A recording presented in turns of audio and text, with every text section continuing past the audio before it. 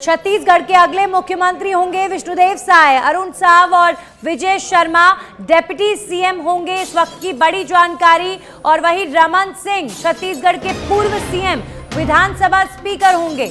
विष्णुदेव साय ने राज्यपाल से मुलाकात की, राजभवन पहुंचकर राज्यपाल से मुलाकात। एक व्यवसायी हैं, व्यवसायी परिवार से आते हैं और पिछले 40 साल से उनका परिवार शराब के ठेकों का काम करता रहा है। इसमें अगर कोई अनियमितता पाई गई है तो कार्रवाई होनी चाहिए, इसमें तो कोई सोचने की बात ही नहीं।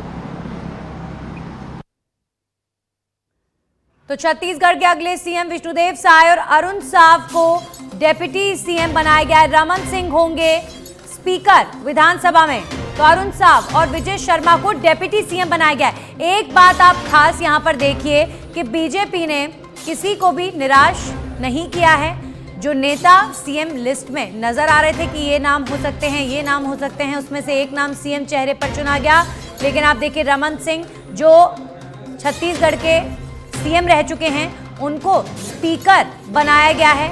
और अरुण साव और विजय शर्मा कद्दावर नेता हैं बीजेपी के, इन्हें डिप्टी सीएम बनाया गया है। जातिगत समीकरण पूरी तरीके से साधने की कोशिश की है। एक आदिवासी चेहरा जो प्रदेश का मुखिया बना है, विजय शर्मा ब्राह्मण चेहरा जो डिप्टी सीएम बने गए हैं, रमन सिंह जो छत्तीसगढ़ के सीएम भी रह चुके हैं और अब उनको स्पीकर बनाकर भी कई तरीके के समीकरणों को साधा गया है।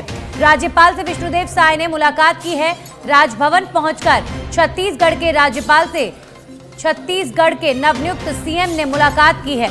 और अब उम्मीद यही है कि मध्य प्रदेश और राजस्थान को लेकर भी जल्दी फैसला सामने आ जाएगा। आभार व्यक्त करना चाहूंगा।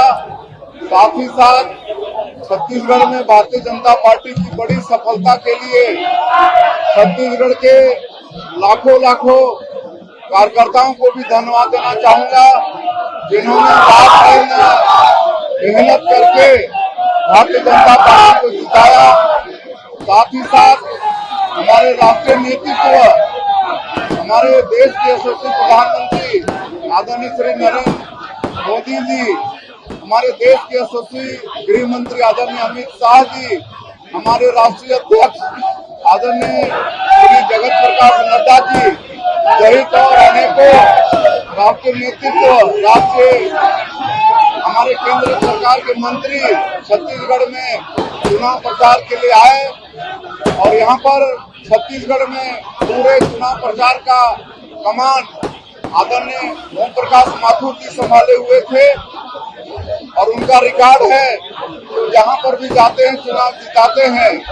और उनके मार्गदर्शन में हमारा पूरा प्रदेश नेतृत्व, पूरा प्रदेश के हमारे लाखों कार्यकर्ता चुनाव प्रचार में जुटे और भारतीय जनता पार्टी को अभूतपूर्व सफलता दिलाए। और हमारे सहयोगी राजीव तिवारी फोन लाइन पर हमारे साथ जुड़ गए हैं दिल्ली से। सीधा उनका रुख कर लेते हैं। राजीव, विष्णुदेव साय को छत्तीसगढ़ का सीएम नियुक्त किया गया, अरुण साव को और विजय शर्मा को डिप्टी सीएम बनाया गया और छत्तीसगढ़ के पूर्व सीएम रमन सिंह को विधानसभा का स्पीकर बनाया गया है। यानी ये जो डिसीजन मेकिंग छत्तीसगढ़ को लेकर हुई है, पूरी तरीके से बैलेंस बनाने का प्रयास किया गया है। बिल्कुल, देखिए जो इस समय राज्यों में भारतीय जनता पार्टी को जीत तो मिली है, लेकिन जो राजनीतिक हालात हैं उसको देखते हुए छत्तीसगढ़ में रमन सिंह की अगर बात की जाए तो पार्टी का वरिष्ठ नेता है, मुख्यमंत्री रह चुके हैं और इस बात को लेकर के तमाम बातें भी चल रही थी कि उनको भी मुख्यमंत्री बनाया जा सकता है। मुख्यमंत्री के रेस में उनका भी नाम चल रहा था। लिहाजा अब की उम्र के पड़ाव पे भी है, वरिष्ठ नेता है, लंबा उनका अनुभव रहा है, राजनीतिक अनुभव रहा है, चाहे वो संसदीय कार्य कर रहा हो, तो उनको एक बड़ी जिम्मेदारी मिली है। उनको अध्यक्ष बना दिया गया है विधानसभा का। और विष्णु साय की अगर बात की जाए तो विष्णु साय जो है, देखिए पार्टी के वरिष्ठ नेता हैं और आरएसएस के करीबी लोगों में से एक है, जमीनी नेता हैं और तमाम चीजों को ध्यान में रखते हुए पार्टी ने जो है उनको विधायक दल का नेता चुना और अब वो मुख्यमंत्री चुन लिए गए हैं। अब जल्दी शपथ ले लेंगे, जो जानकारी मिल रही है। तो कुल मिला के कहा जा सकता है कि एक जो है सियासी जो है मैनेज किया गया चीजों को, ताकि कोई नाराज न हो। सबको साथ सबका विकास का जो बीजेपी का स्लोगन है लेके चलने की एक कवायद है कि पार्टी में भी यही स्लोगन स्थापित करने की बात सामने आ रही है। सबको सबकी जिम्मेदारी तय की जा रही है। सामने लोकसभा का चुनाव है, भारतीय जनता पार्टी ने जो वादा किया है तमाम चीजों को लेकर के जो है कैसे इसे पूरा करना होगा, ध्यान में रखते हुए पार्टी के रणनीतिकार और जो दिल्ली में बैठे टॉप लीडर्स है बीजेपी के, उन्होंने सब कुछ बैलेंस करते हुए सबकी जिम्मेदारी निर्धारित की है। जी जी बिल्कुल राजीव, अब जिम्मेदारियां छत्तीसगढ़ को लेकर तो निर्धारित हो गई, लेकिन ये जो पद हैं डेप्यूटी सीएम के 2 चेहरे, क्या उम्मीद करें कि राजस्थान में भी कुछ इसी तरीके की डिसीजन मेकिंग बीजेपी की हो सकती है? देखिए, अगर छत्तीसगढ़ की बात की जाए तो छत्तीसगढ़ में जो विष्णु साय को जो जिम्मेदारी दी गई है, मुख्यमंत्री बनाया गया, इसके पीछे बीजेपी की बड़ी रणनीति है, क्योंकि आने वाले समय में भारतीय जनता पार्टी जो है छत्तीसगढ़ में जो है अपना गढ़ बनाना चाहती है। देखिए, लगातार रमन सिंह के लाख कोशिश के बाद, लाख डेवलपमेंट के बाद भी वहाँ एक समय भारतीय जनता पार्टी हार गई और कांग्रेस की सरकार आ गई। ऐसे देखिए, इस समय प्रधानमंत्री का जो पूरा फोकस है वो आदिवासी बेल्ट पर है, चाहे वो राजस्थान की बात कीजिए या छत्तीसगढ़ की बात कीजिए। आदिवासी समाज के लोगों को मेन स्ट्रीम में लाने के लिए लगातार प्रधानमंत्री काम भी कर रहे हैं और उन्होंने हर समय मंच से इस बात को कहा है। प्रधानमंत्री का लगातार ये कहना है कि देखिए, जो मजदूर तबके के लोग हैं इस देश में, जो हाथ से बर्तन का मिट्टी का बर्तन बनाते हैं, जो कपड़ा सिलते हैं, जो हाथ से जूता चप्पल की सिलाई करते हैं, उनके बारे में कभी किसी सरकार ने ध्यान नहीं दिया। लिहाजा विश्वकर्मा योजना प्रधानमंत्री लाए हैं और इसका जो मैसेज है वो आम जन तक पहुंचाने की कोशिश है। साथ ही अगर विष्णु साय की बात की जाए तो देखिए, इनकी राजनीति जो है गांव से शुरू हुई है, पंचायत लेवल से शुरू हुई है, जमीनी नेता है, बहुत अच्छा इनका पकड़ है समाज में।